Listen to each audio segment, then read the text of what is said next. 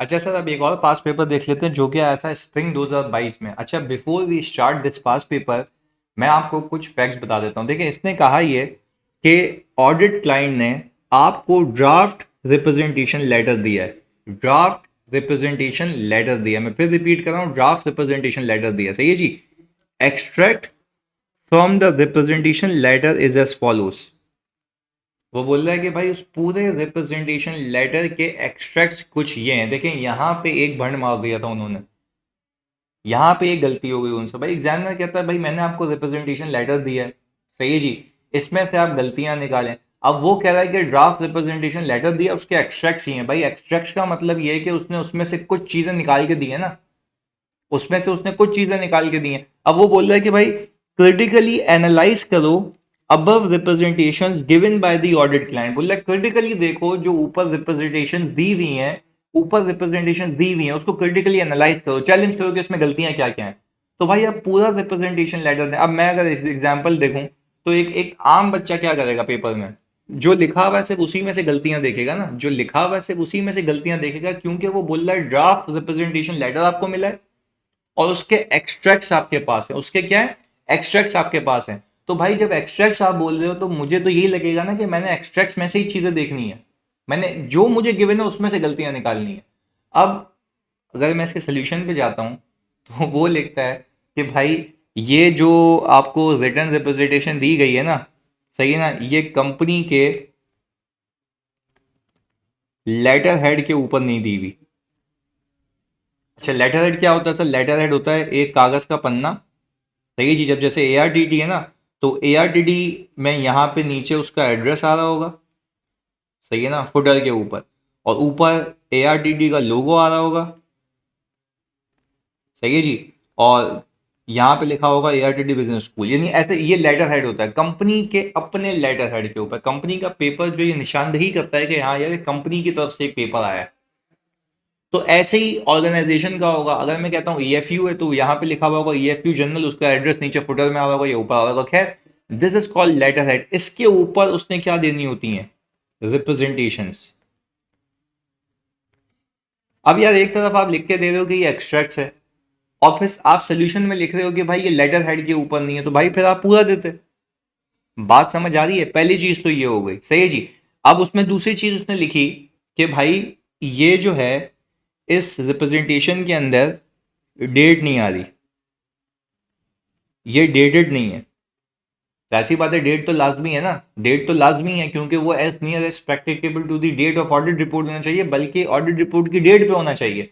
तो अब फिर वही बात, भाई बात ये है कि आप एक जगह कह रहे हो ये एक्सट्रैक्ट्स हैं, सही है जी, और फिर आप ये इसमें क्रिटिकली एनालाइज करके गलतियां निकाल रहे हो, तो फिर दोनों बातें कॉन्ट्राडिक्टिंग है।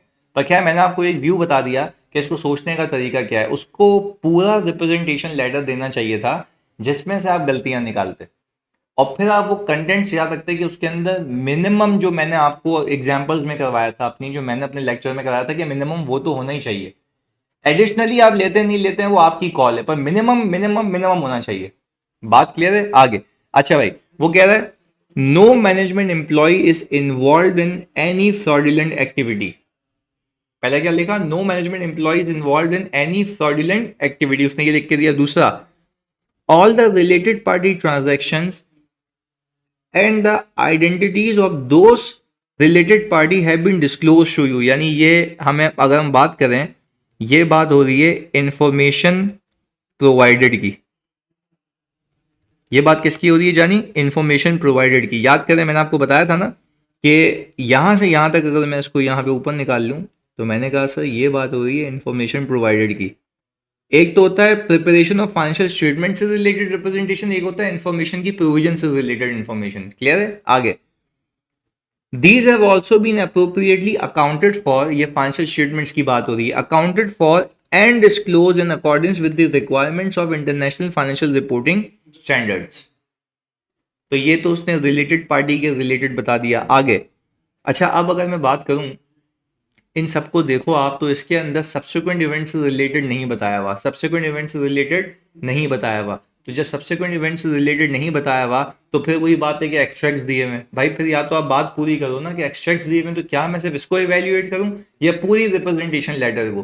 तो आप आपने ये लिखना था कि भाई मैं आपको रिप्रेजेंटेशन लेटर दे रहा हूँ, उसमें ये चीज़ें दी हुई हैं, आप बताएं इसमें क्या गलती हैं और क्या मिसिंग है, तो मैं एनालाइज करके बताता। फिर आप बोल देते एक्सट्रैक्ट्स दिए, मैं बात क्लियर। तो ये मैंने आपको क्लैरिटी के लिए बताया। आगे फिर वो कहता है all the uncorrected, all the uncorrected, बात समझिएगा, मिस स्टेटमेंट है बट अनकरेक्टेड, जो सही नहीं की, आर इमटेरियल, ये तो मैं लेता हूं ना उससे रिप्रेजेंटेशन, मैंने आपको सिखाया, ये तो मैं लेता हूं। अच्छा, individually and therefore do not need any adjustment, बेटा पर इसमें एक चीज मिसिंग है, व्हाट इफ एग्रीगेटेड। हाँ भाई, व्हाट इफ एग्रीगेटेड, तो क्या करोगे? तो यहां पे एक गलती की उसने, यहां पे उसको लिखना चाहिए था all the uncorrected misstatement identified are immaterial individually or collectively when aggregated with other misstatements। तो misstatement जो है मेरे इकोनॉमिक डिसीजन ऑफ यूजर को इन्फ्लुएंस करेगी कब? जब वो इंडिविजुअली मटेरियल हो या कलेक्टिवली। सही जी, टेकन एज अ होल, यानी मिला के भी तो देखते हैं ना, ये बात तो आपको याद है ना। अच्छा जी, अब देखते हैं कि सोल्यूशन में क्या था, सुनिएगा। Written representation does not contain company's letter head. माशाल्लाह, ऊपर क्या रहेगा भाई, ये जो एक्सट्रैक्ट दे रहा हूं और फिर हमने कंपनी के लेटर हेड की बात भी की, बकाया मैंने आपको पूरा सिचुएशन बता दिया कि क्या गलती है इसमें। डेट नहीं है। Should also be provided for any suspected और अलेज फ्रॉड। देखो वहां पे उसने बोला, वहां पे उसने बोला कि भाई no management employees involve in any fraudulent activity. एक तो ये, पर हमें रिप्रेजेंटेशन इस पर भी लेनी होती है कि क्या कोई सस्पेक्टेड फ्रॉड तो नहीं था कि नहीं, मैनेजमेंट को ये तो नहीं लगता कि यहाँ सस्पेक्टेड था, तो वो भी लिखना होता है मैनेजमेंट ने वो भी अपनी रिप्रेजेंटेशन में लिखना होता है कि there were no suspected fraud identified by the management during the year. देखो दोनों में फर्क है। एक तो मैं कंफर्म कर रहा हूं, मैं मतलब मैनेजमेंट कंफर्म कर रही है कि इस साल कोई मैनेजमेंट ने फ्रॉड नहीं किया। देखो क्या है, management employees not involve in any fraud, यानी वो फ्रॉड में इन्वॉल्व नहीं थे। और हमें कहीं शक था या नहीं था वो भी लिखो कि हाँ यार there was no suspected fraud as well, क्योंकि उनकी रिस्क असेसमेंट होती है ना, तो अगर कहीं शक था तो वो मुझे बताता ना, तो हम हो सकता है वहां पे जाके कुछ निकाल लेते। तो वो भी लिखना होता है सस्पेक्टेड और अलेज फ्रॉड। सही है जी। आगे, it is not authorised by the person responsible for authorisation of financial statement, example CFO. अब आप एक्सट्रैक्ट कह रहे हो फिर बोल रहे हो कि ये साइन नहीं हुआ, साइन तो होना चाहिए, डेफिनेटली होना चाहिए। अच्छा भाई, it should also include that the effect of uncorrected miss statements also immaterial, फिर रिपीट कर रहा हूँ, ऑल्सो इमटेरियल इन एग्रीगेट, जो हमने ऊपर बात कही। तो इसमें बाकी का है, जब आप कुछ चीजें लिख रहे हो जो उसमें अपेरेंटली नहीं दिख रही हैं, तो बाकी चीजें कहाँ गई भाई? आप सब्सिक्वेंट मीन का बताओ, गोइंग कंसर्न का नहीं बताया, एस्टिमेट्स का नहीं बताया कि रीजनेबल है या नहीं है।